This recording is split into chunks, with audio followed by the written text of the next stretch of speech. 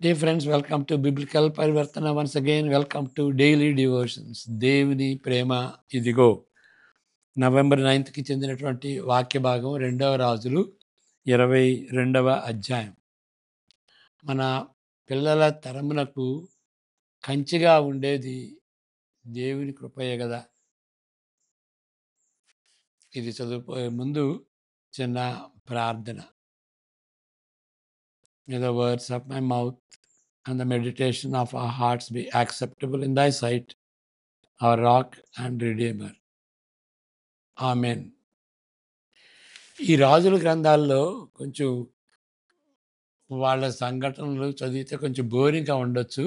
కానీ బోరింగ్‌గా మనం తలంచకూడదు. ఎందువలనంటే పాత నిబంధనలో ఉన్నటువంటి సంఘటనలు క్రైస్తవులకి దృష్టాంతాలుగా ఉండటానికి దేవుడే వాటిని రాసిపెట్టాడు.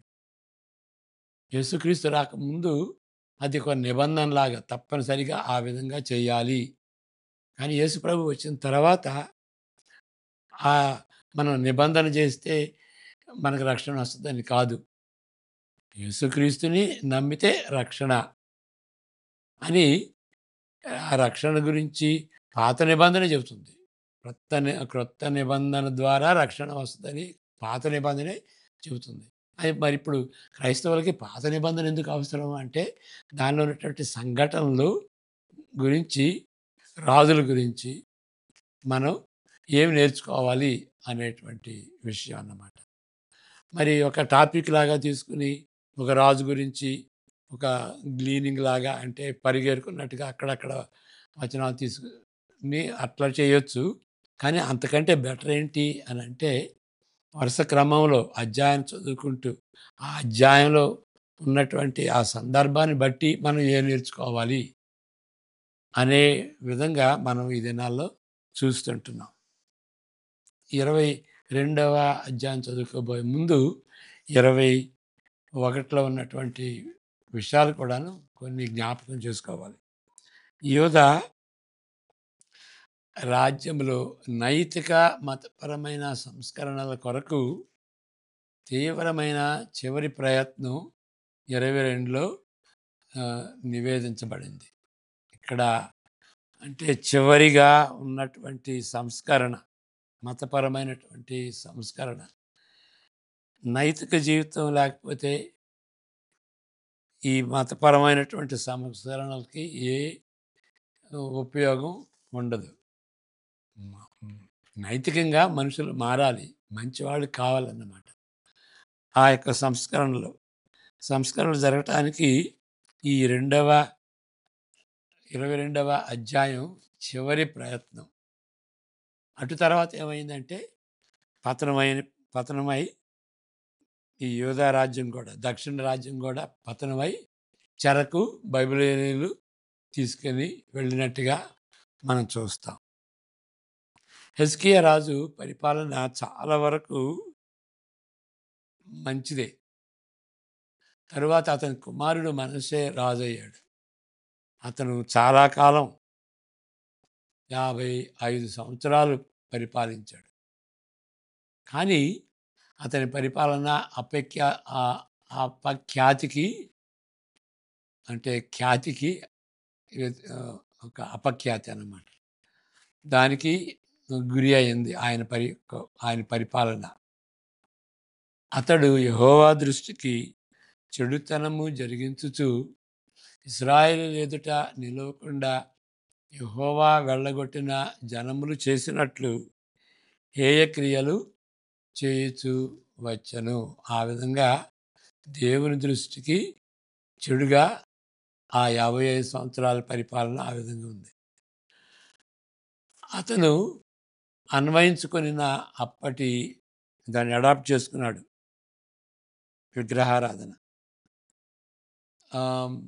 రూపం ఏదీ లేదు. అంటే ఆయన అన్వయించుకొనని విగ్రహారాధన రూపమేమీ లేదు. ఆల్ ఫార్మ్స్ ఆఫ్ ఐడలట్రీ ఈ అడాప్టెడ్. అది మనం చూస్తుంది. 2వ దినవృత్తాంతాలు 33 ప్రకారం మనష్షే తన జీవితం చివరి దశలో పశ్చాత్తాపడ్డాడు.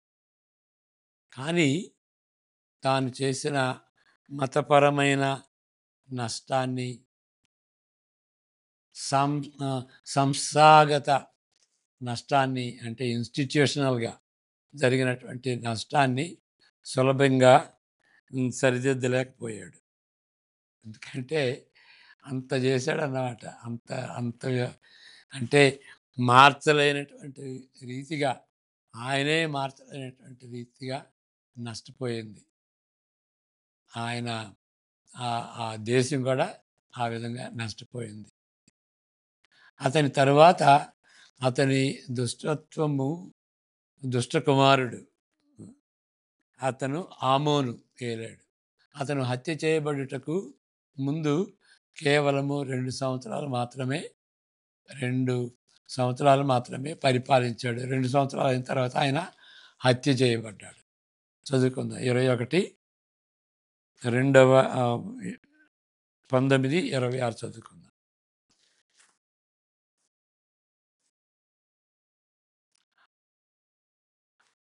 అతడు యెహోవా దృష్టికి యథార్థముగా నడుచుచు కుడి ఎడమలకు 21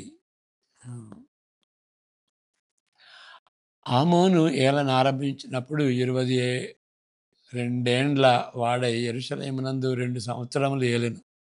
అతని తల్లి ఎట్టాయూరి వాడగు హారోసు కుమార్తె అయిన మెషుల్లేమెతు.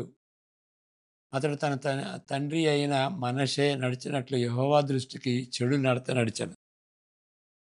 తన పితరుల దేవుడైన యెహోవాను విసర్జించి యెహోవా మార్గమందు నడవక తన తండ్రి ప్రవర్తించినట్లు తానును ప్రవర్తించుచూ వచ్చెను. తన తండ్రి పూజించిన విగ్రహములను తానును పూజించెను. 26 వరకు. ఆమోను సేవకులు అతని మీద కుట్ర చేసి అతని నగరం నందు అతని చంపగా, దేశపు జనులు రాజైన ఆమోను మీద కుట్ర చేసి వారినందరినీ చంపి అతని కుమారుడైన యోషియాకు అతనికి మారుగా పట్టాభిషేకము చేసిరి.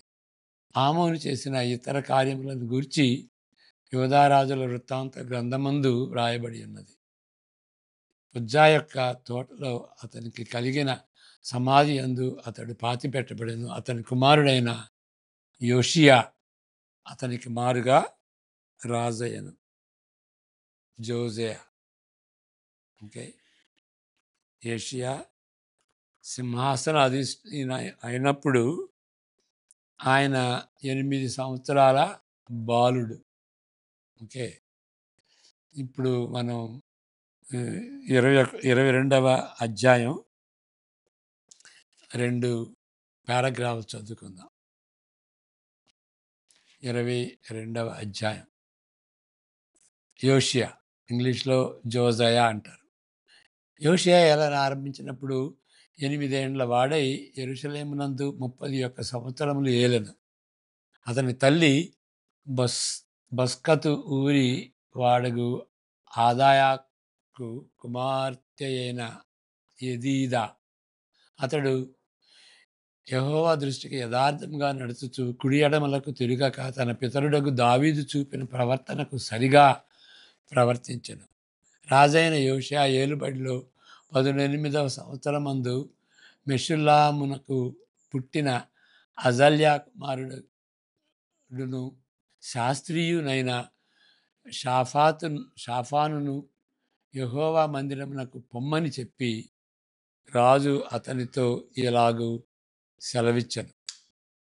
నీవు ప్రధాన యాజకుడైన హిల్కీయా యొద్దకు పోయి ద్వారపాలకుల జనుల యొద్ద వసూలు చేసి యెహోవా మందిరములో ఉంచిన రొక్కపు మొత్తము చూడమని అతనితో చెప్పుము. యెహోవా మందిరపు పనికి అధికారులై పని జరిగించు వారి చేతికి ఆ ద్రవ్యమును అప్పగించిన తరువాత యెహోవా మందిరమందలి శిథిలమైన స్థలములను బాగు చేయుటకై యెహోవా మందిరపు పనిచేయు కూలి వారికి వారు దానిని ఇయ్యవలెననియు, నెక్స్ట్ వడ్ల వారికిని శిల్పకారులకును కాసే పని వారికిని మం మందిరమును బాగు చేయుటకై మ్రానులనేమి చెక్కిన రాళ్ళనేమి కొనుటకును ఇయ్యవలెననియు తెలియజెప్పుము. ఆ అధికారులు నమ్మకస్తులని వారి చేతికి అప్పగించిన ద్రవ్యమును గూర్చి వారి యొద్ద లెక్క పుచ్చుకొనకుండిరి. అంతటా ప్రధాన యాజకుడైన హిజ్కియా యెహోవా మందిరమందు ధర్మశాస్త్ర గ్రంథము నాకు దొరికెనని షాఫాను అను శాస్త్రితో చెప్పి ఆ గ్రంథమును షాఫానుకు అప్పగించాను. ప్రధాన యాజకుడు హిల్కియా చేసింది. అతడు దానిని చదివి రాజునొద్దకు తిరిగి వచ్చి, మీ సేవకులు మందిరమందు దొరికిన ద్రవ్యమును సమకూర్చి యెహోవా మందిరపు పని విషయములో అధికారులై పని జరిగించు వారి చేతికి అప్పగించురని వర్తమానం తెలిపి, యాజకుడైన హిల్కియా నాకు ఒక గ్రంథము అప్పగించనని రాజుతో చెప్పి ఆ గ్రంథమును రాజు సముఖమందు చదివాను. ధర్మశాస్త్రం అంటే ద్వితీయోపదేశకాండం కావచ్చు.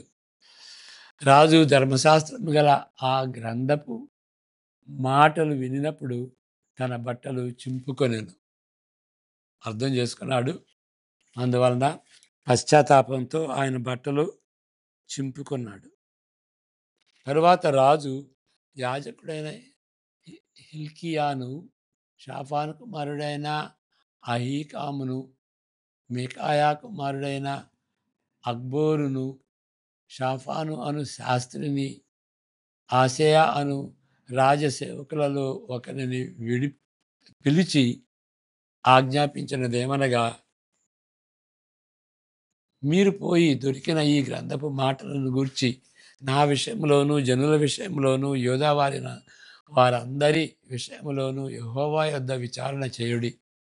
మన పితరులు తమ విషయములో వ్రాయబడి ఉన్న దాని అంతటి ప్రకారము చేయక ఈ గ్రంథపు మాటలను వినని వారైది కనుక యెహోవా కోపాగ్ని మన మీద ఇంత అధికముగా మండుచున్నది. కాబట్టి యాజకుడైన హిల్కీయాను, అహీకామును, అక్బోరును, షాఫానును, అసాయాయును ప్రవక్తయగు హుల్దా యొద్దకు వచ్చిరి. ఆమె వస్త్రశాలకు అధికారియగు హర్హాషుకు పుట్టిన తిక్వాకు కుమారుడైన షల్లూమునకు భార్య అయి యెరూషలేములో 2వ భాగమందు కాపురస్తురాలై ఉండెను. ఈమె యొద్దకు వారు వచ్చి మాట్లాడగా ఈమె వారితో ఇట్లనెను, మిమ్మును నా యొద్దకు పంపిన వారితో ఈ మాట తెలియజెప్పుడి. యెహోవా సెలవిచ్చినదేమనగా, యూదారాజు చదివిన గ్రంథములో వ్రాయబడి ఉన్న కీడంతటిని ఏదియు విడిచిపెట్టకుండా నేను ఈ స్థలము మీదికిని దాని కాపురస్తుల మీదకిని రప్పింతును. ఈ జనులు నన్ను విడిచి ఇతర దేవతలకు ధూపము వేయచ్చు తమ సకల కార్యముల చేత నాకు కోపం పుట్టించి ఉన్నారు గనుక నా కోపము ఆరిపోకుండా ఈ స్థలము మీద రగులుకొనుచున్నది. యెహోవా యొద్ద విచారణ చేయుటకై మిమ్మును పంపిన యూదారాజునకు ఈ మాట పరచుడి. ఇశ్రాయేలుల దేవుడైన యెహోవా సెలవిచ్చినదేమనగా, ఈ స్థలము పాడగుననియు దాని కాపరస్తులు దూషణాస్పదులగుదురనియు నేను చెప్పిన మాటలను నీవు ఆలకించి మెత్తని మనస్సు కలిగి యెహోవా సన్నిధిని దీనత్వము ధరించి నీ బట్టలు చింపుకొని నా సన్నిధిని కన్నీళ్లు కార్చితివి కనుక నీవు చేయు మనవిని నేను అంగీకరించి ఉన్నాను. 20వ వచనం, నేను నిన్ను నీ పితరుల యొద్ద చేర్చుదును, నీవు నెమ్మది నొందిన వాడవై సమాధికి చేర్చబడుదువు. నేను ఈ స్థలము మీదకి రప్పింపబోవు కీడును నీవు నీ కన్నులతో చూడనే చూడవు. ఇదే యెహోవా వాక్కు. అంతటా వారు ఈ వర్తమానమును రాజునందుకు తెచ్చిరి.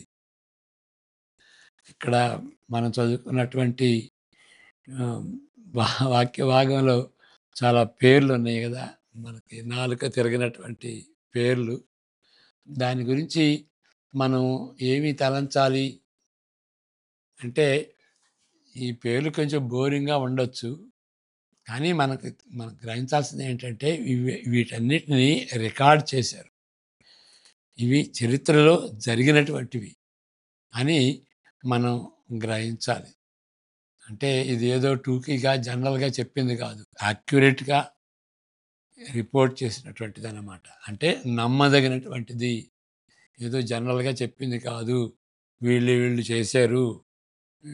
ఇక్కడ ఈ గోత్రానికి సంబంధించినటువంటి వాళ్ళు, ఈ ఊరి నుండి వచ్చినటువంటి వాళ్ళు అని చెప్పటంలో అది ఆ రిపోర్ట్ యాక్యురేట్ రిపోర్ట్ అని మనం గ్రహించి, ఇది నమ్మినటువంటి దానిగా మనం నమ్మదగినటువంటి దానిగా మనం ఎంచాలి. ఇక్కడ ఇదొక కథలాగా ఉన్నది కాబట్టి ఏ విధంగా జోజయ క్రింద యోషియా ఏ విధంగా ఆ సంస్కరణలు మరి ఆ వాక్యం ద్వితీయోపదేశ కాండం గ్రంథం వాళ్ళు కనుగొన్నప్పుడు ఏ విధంగా ఆయన దాన్ని చదివి లేకపోతే చదివించుకొని ఆయన మరి దాన్ని జీవితానికి అన్వయం చేసుకుని దేవునికి అన్యాయం చేశాను, దేవునికి నష్టం చేశాను, దేవునికి వ్యతిరేకంగా ఆయన చెప్పినటువంటి మాటలను అశ్రద్ధ చేశాము అని తలంచి ఆయన బట్టలు చింపుకున్నాడు. తన జీవితానికి అన్వయించుకున్నాడు. ఎందుకు బట్టలు చింపుకుంటారు అంటే పశ్చాత్తాపంతో.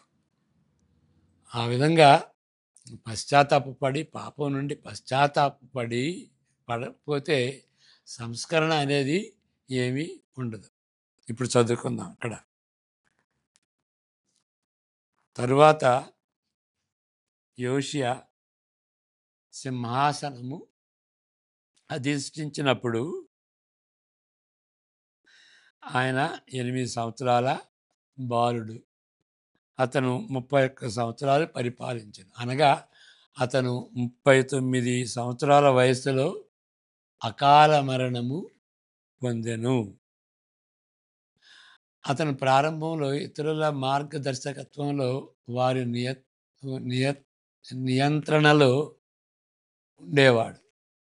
కానీ అతని పరిపాలనలోని 18వ సంవత్సరములో యోషియా అప్పటికి 26 సంవత్సరాల వయస్సులో ఆలయము శుభ్రపరచటం, మరమ్మతును ప్రారంభించాడు. శుభ్రపరచటం, దాన్ని మరమ్మతును చేయటం ప్రారంభించాడు.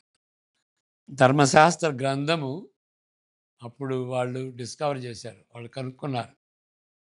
ఇది ధర్మశాస్త్రం బహుశా ద్వితీయోపదేశ కాండం అని మనం గ్రహించవచ్చు. 19-20వ శతాబ్దపు సంశయవాదులు, వాళ్ళ పండితులు ద్వితీయోపదేశ కాండంతో సహా పంచగ్రంథాలలోని ఇతర భాగాలు కూడా వాస్తవానికి అప్పుడే వ్రాయబడినవని వాళ్ళు వాదిస్తారు. అంటే అది అంటే ఇది హిస్టరీ కాదండి, నిజంగా జరగలేదు అని వాళ్ళు వాదించేటువంటి వాళ్ళు. వాళ్ళ వాళ్ళ ఆలోచన ఏంటి అంటే, ఈ ద్వితీయోపదేశ కాండం కానీ, ఈ పంచగ్రంథాలు కానీ అప్పుడే వ్రాయబడినాయండి. మరి ఆయన అంతకుముందు మోషే ఆహ్, మోషే ద్వారా ఇవి ద్వితీయోపదేశ కాండం రాయలేదు.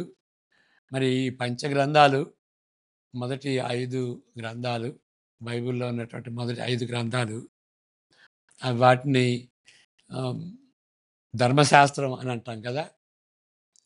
అది ఆయన అప్పటికి మోషే జీవించినప్పుడు అప్పటికి అసలు అది లేదు.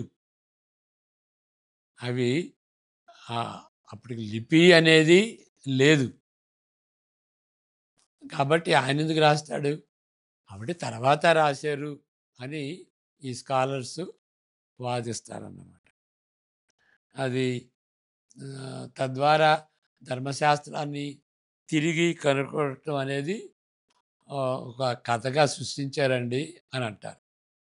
అనే కథ ఈ క్రొత్త పరిమాణాలను సమర్థించుటకు సృష్టించబడింది అని వాళ్ళ వాదన. అంటే ఇది హిస్టరీ కాదండి అనేది. అప్పుడే వ్రాయబడిందండి. ఎందుకంటే ఆహ్, ఆయన 1500 సంవత్సరాల బీసీలో మోషే రాసుండడు. కాబట్టి మరి ఇదెందుకు కనుక్కున్నారు అనంటే, అది అక్కడ జరిగినటువంటి ఆ మార్పులకి వాళ్ళు రివైవల్ అని కూడా అనరు. అక్కడ ఉన్నటువంటి పరిమాణాలని ఎట్లా వచ్చింది అని ఆహ్, ఒక కారణం సృష్టించటానికి వాళ్ళు ద్వితీయోపదేశ కాండం లేకపోతే ధర్మశాస్త్రం కనుగొన్నారండి అని ఆ విధంగా హ్మ్, సృష్టించుకున్నారు అని వాళ్ళ ఈ ఈ సంశయవాదుల యొక్క వాదన. వారి సిద్ధాంతం క్రమంగా కొట్టివేయబడుతున్నది. దాని పునాది కేవలం ముడి ఊహలుగా ఉండే ఉన్ అంటే ఇయన్నీ ఊహలే. అంతకంటే గొప్పేం కాదు అని మనం గ్రహించాలి. ఎందుకు అనంటే, ఇప్పుడు ఈ 1500 సంవత్సరాల్లో మోషే వ్రాయబడి ఉండడు అనటానికి అది ఎవల్యూషనరీ హైపోథిసిస్ అంటారు.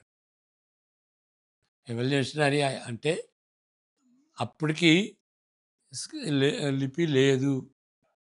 రైటింగ్ అనేది లేదు. తర్వాతొచ్చింది. కాబట్టి మోషే రాయలేదు అని అంటాను. కానీ డిస్కవరీస్ ఆహ్, డిస్కవరీస్‌ను ఆహ్, బట్టి మొహంజదారో, హరప్పా డిస్కవరీస్‌లో దాన్ని బట్టి అక్కడ నాగరికత ఎక్కువగా ఉన్నది. అప్పుడు రైటింగ్స్ కూడా ఉన్నాయి. ఎప్పుడు రైటింగ్సు? ఆహ్, థర్డ్ మిలెనియం అంటే టూ 2000కి ముందు 2000-3000 బీసీని దాన్ని థర్డ్ మిలెనియం అంటారు. ఆ థర్డ్ మిలేనియంలోనే లిపి ఉన్నదని ఆహ్, డిస్కవరీస్‌ని బట్టి, ఆర్కియాలజీని బట్టి కనుక్కున్నారు. కాబట్టి 15 సంవత్సరాల్లో లేకపోవటం ఏంటి? అంతకు ముందే ఉన్నది. థర్డ్ మిలేనియంలో 3000 సంవత్సరాల క్రితమే. అంటే మోషే రాకముందే 1500 సంవత్సరాల క్రితమే అది ఉన్నది లిపి అనేది. అనేది ఆ డిస్కవరీస్‌ని బట్టి తేలిందనమాట. దాన్ని బట్టి ఈ ఈ ఆహ్, స్కెప్టిక్స్ ఆహ్, సంశ ఆహ్, సంశయవాదులు అని అన్నాం గదా! ఆహ్, ఈ ఆహ్, ఈ డిస్కవరీస్‌ని చూసినప్పుడు వాళ్ళ యొక్క థియాలజీ, వాళ్ళ యొక్క ఫిలాసఫీ అంతా కొట్టివేయబడింది. ఎందుకంటే ఎవల్యూషనరీ హైపోథిసిస్‌ని బట్టి వాళ్ళు తలంచారు. ఈ ఆర్కియాలజికల్ డిస్కవరీసు ఆహ్, ఆహ్, ఈ ఆ యొక్క ఆ హైపోథిసిస్‌ని ఓకే. దాన్ని కొట్టివేసిందన్నమాట. ఆ విధంగా కనీసం వాళ్ళ ఊహలే. అంతేగాని సైన్స్‌ని బేస్ చేసి వాళ్ళు చెప్పింది కాదు. కాబట్టి దానికి పునాది కేవలము అంటే వాళ్ళ యొక్క స్కెప్టిసిజానికి, వాళ్ళ ఫిలాసఫీకి ఆధారం ఊహలే. అంతేగాని ఆర్కియాలజికల్ డిస్కవరీస్ గానీ, చరిత్రలో ఉన్నటువంటి ఆ యొక్క సంఘటనలు గానీ, వాటిని ఆధారం చేసుకున్నటువంటి వాదన కాదు. Okay. Now will go back. హోషియా, జోజయ.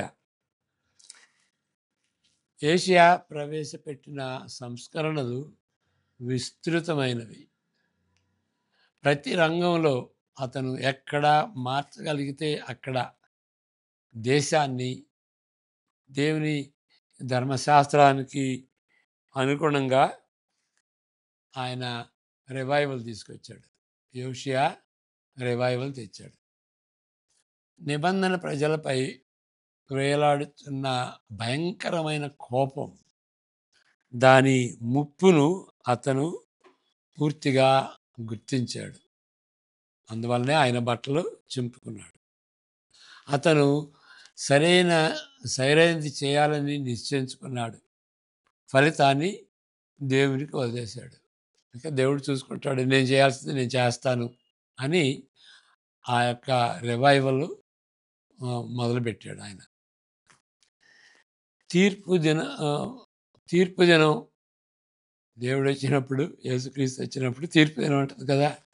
తీర్పు దినమును చివరికి తొలగించలేకపోయినప్పటికీ కనీసం ఈ ఈ యవనస్తుడైనటువంటి యోషియా కనీసం దానిని ఆ తీర్పుని, దేవుని యొక్క తీర్పుని ఆలస్యం చేశాడు. లేకపోతే ఈ 722లోనే ఈ దక్షిణ దేశం కూడా రూపుమాపులు లేకుండా అయిపోయేది. మరి 722 నుండి 586 వరకు ఇది కొనసాగింది. కాబట్టి ఇది ఆలస్యమైందనమాట. 722లో కావాల్సింది 552లో జరిగింది. ఇంతకాలం ఈ 14 36 సంవత్సరాలు లేట్ అయింది. Okay. 150 136 years, nearly 140 years delay అయ్యింది. ఇక్కడ నేర్చుకొనదగిన ముఖ్యమైన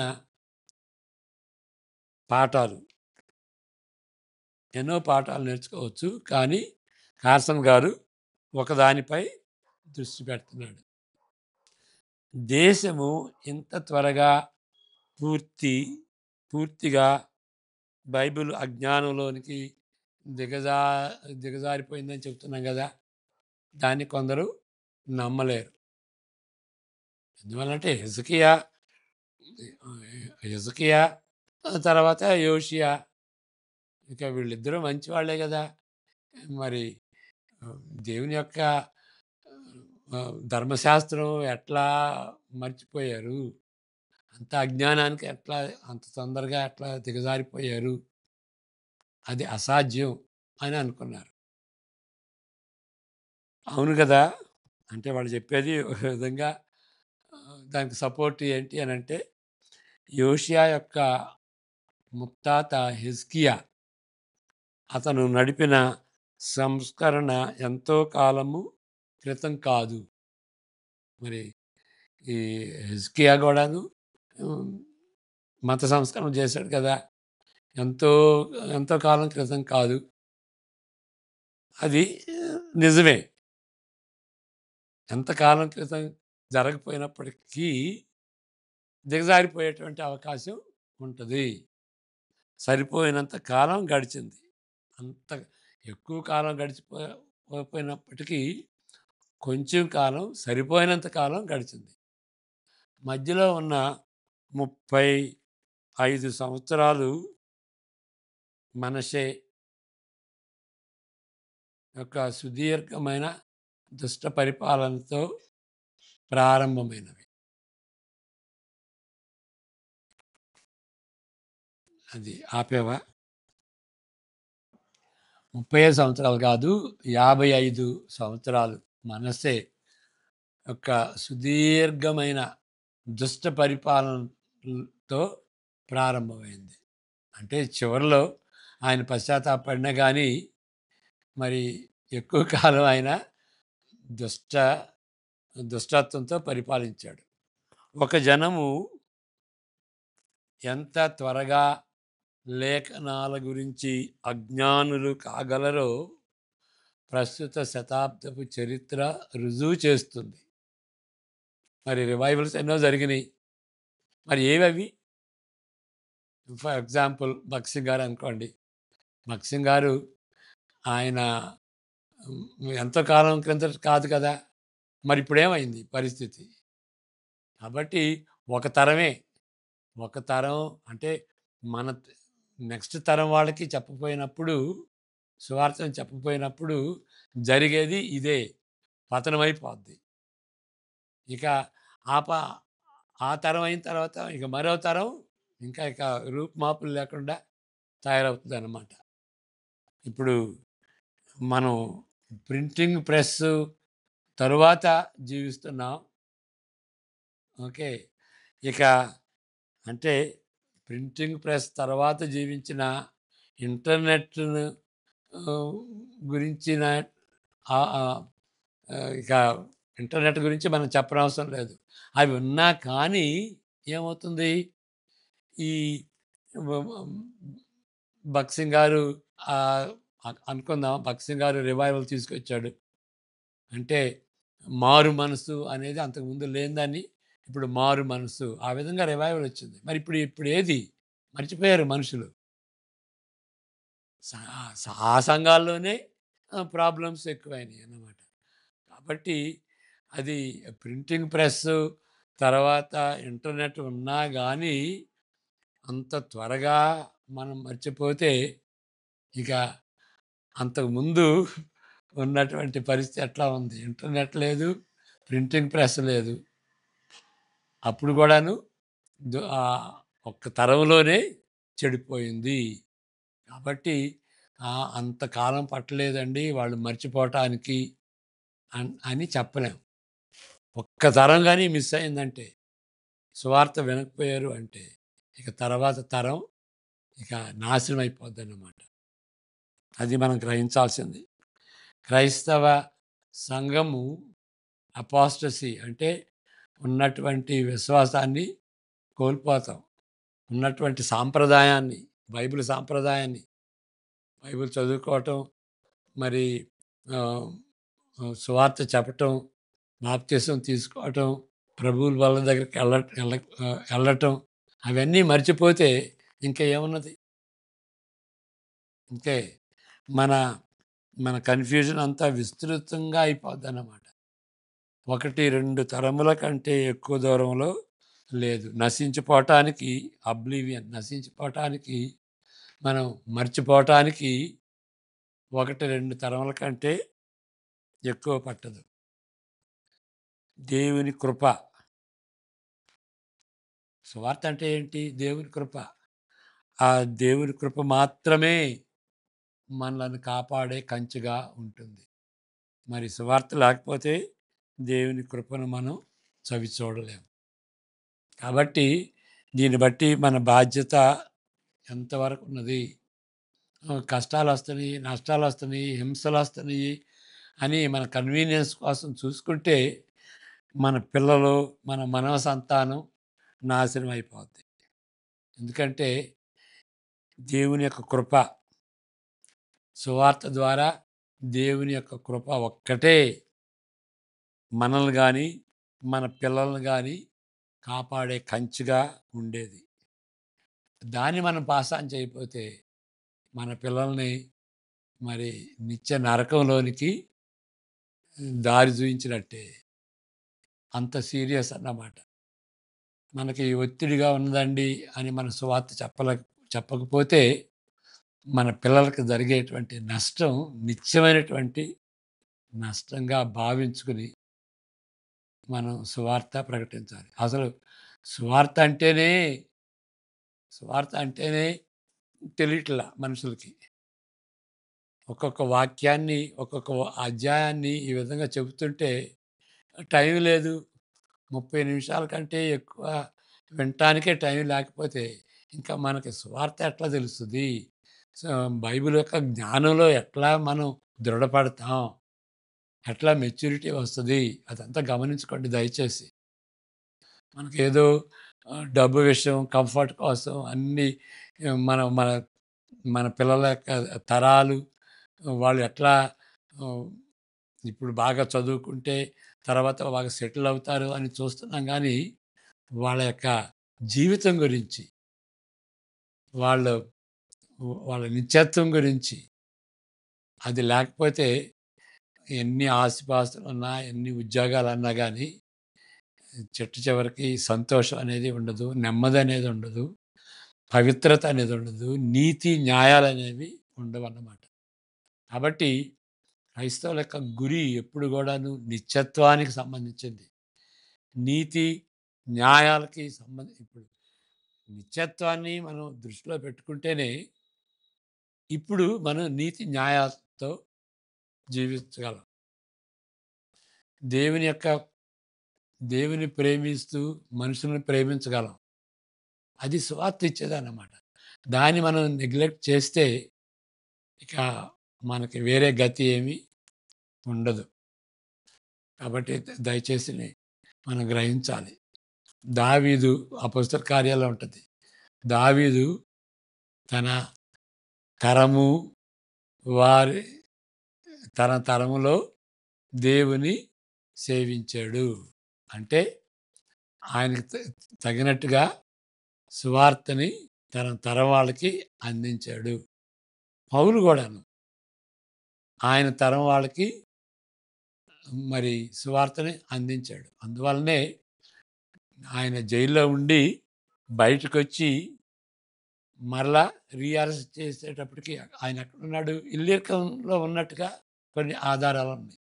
అంటే ఇల్లీరకం అంటే అది లాస్ట్ అన్నమాట. అప్పుడు అమెరికా డిస్కవర్ చేయలేదు కదా! అప్పుడు ప్రపంచం రోమా సామ్రాజ్యం ప్రపంచానంతటిని ఏలింది.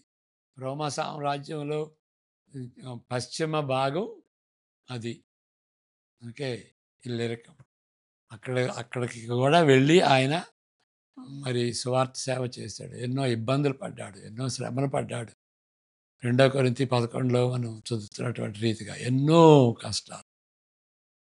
అది మన మాదిరిగా తీసుకుని కష్టమైనా, నష్టమైనా కానీ ప్రతి ఒక్క విశ్వాసి మారు మనసు పొందినటువంటి క్రైస్తవుడు చేయగలిగింది ఏంటి అంటే మన మన మనకు తగినటువంటి రీతిగా సువార్త చెప్పాలి. ప్రేమతో చెప్పాలి. వినయంగా చెప్పాలి. నేర్పరిగా చెప్పాలి. జ్ఞానంతో చెప్పాలి. విచక్షతతో చెప్పాలి. ఓకే. ఆ విధంగా చెప్పకపోతే ప్రకటన గ్రంథంలో కూడా ఉంటుంది. అన్ని ఇబ్బందులు, అన్ని శ్రమల్లో వెళ్తున్నా కానీ అగెయిన్ ప్రవచించండి అంటాడు. అంటే సువార్త సేవ అగెయిన్ అలాంటి పరిస్థితులు కూడాను సువార్త సేవ చేయండి అని ఆ విధంగా గతంలో సువార్త సేవ చేశారు కాబట్టి మనకి ఆ సువార్త అందింది. రిమోట్ ప్లేస్కి ఇవాంజలిస్ట్ మిషనరీస్ వెళ్ళి వాళ్ళు సువార్త సేవ చేసినప్పుడు వాళ్ళ జీవితాలు మారినాయి. నిత్యత్వం కొరకైనటువంటి నిరీక్షణతో సంతోషంతో వాళ్ళు మరణించారు. మరణించక ముందు వాళ్ళు నైతికంగా నీతి న్యాయాలతో వాళ్ళు జీవించారు. ప్రజలని ప్రేమించారు. ఆ విధంగా మనం కూడా జీవించాలని ప్రార్థన చేసుకుందాం. May the grace of the Lord Jesus Christ, the love of the Father, and the fellowship of the Holy Spirit be with each one of us now and all the days to come. Amen. God bless you.